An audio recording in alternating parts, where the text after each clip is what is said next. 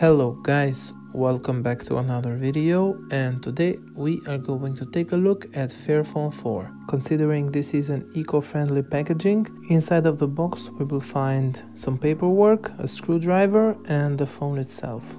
Now let's take a look inside of the box. Here you see some information about your warranty and some info about the company. This is the paperwork, and you can use this cardboard box here to send back to Fairphone your old phone and help them recycle in order to give your old phone a new life. Now let me turn on the phone. And while the phone is booting, let's talk specifications.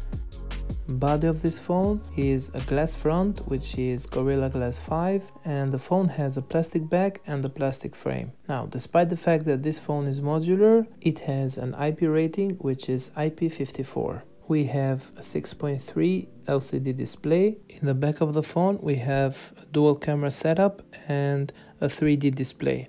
The cameras are both 48 megapixels and they can record up to 4K at 30 frames per second, or we can go 1080p at 60 frames per second. The selfie camera is 25 megapixels and the selfie camera can record up to 1080p at 30 frames per second. The memory on this phone is 6 GB of RAM and 128 GB of storage. The phone has the Snapdragon 750 5G.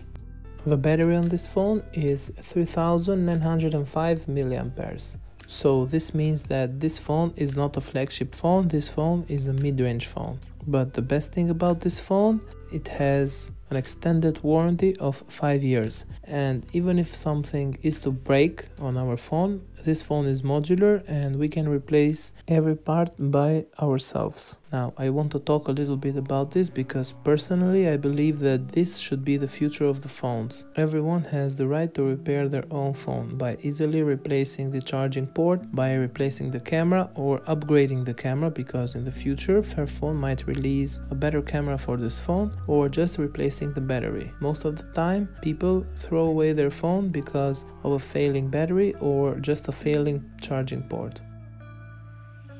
And as you can see here, one of the most easiest things that you can do on this phone is to replace the battery.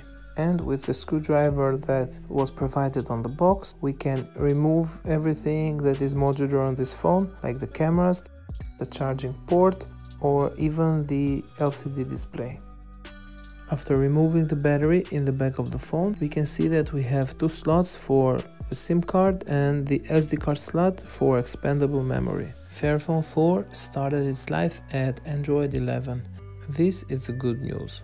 Looking at the cameras of this phone, I'm not gonna lie, the cameras are not that good, but this does not mean that the cameras are bad. The cameras are quite nice, and in daylight we can record good videos and we can shoot some very good photos, and the stabilization that this phone has helps a lot. Also, I would recommend shooting at 1080p with 60 frames per second. The video will be smooth and it will help you if your hand is not that steady. Here we have some different shooting modes of the camera.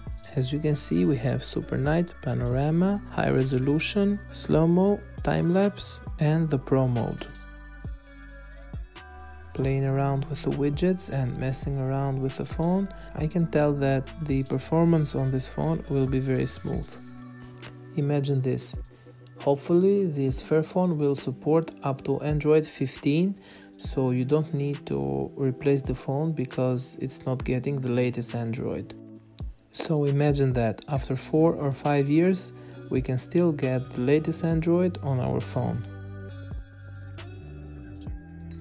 This was just the first impressions video, and the first impressions of this phone are very good. After posting this video, I will do some comparison videos with the iPhones and other Android phones and see how this phone stands against them. But for now, this is it. Thank you so much for watching. I will see you on the next one.